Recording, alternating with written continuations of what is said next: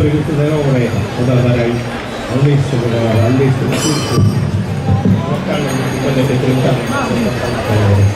Così da fare un saluto e poi non parla Santica, su parla San Curica. E quindi quello di San Cavessere, io le mandai, non devo fare bene.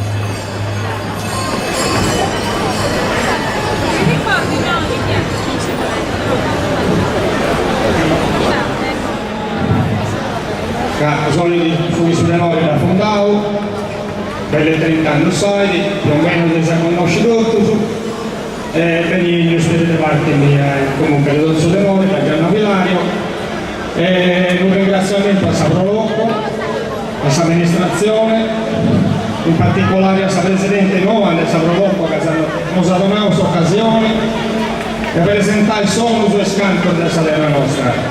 Grazie a Simona Degliana.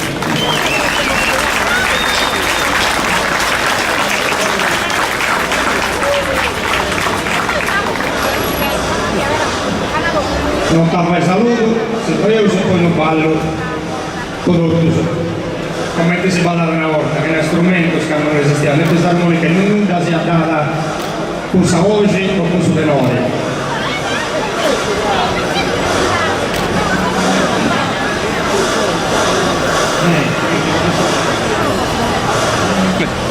Un orgoglio forte che pilastro non si spiega mai un onore a cantare in presenza a tenore un saluto e coro canto nastro.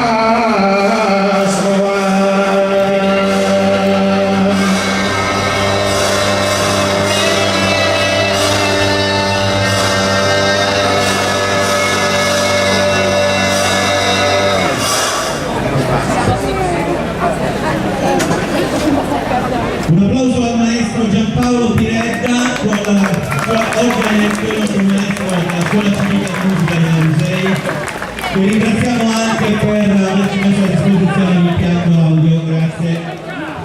Bene, signori, benvenuti alla 34esima fiera delle Ciliegie di Alisei.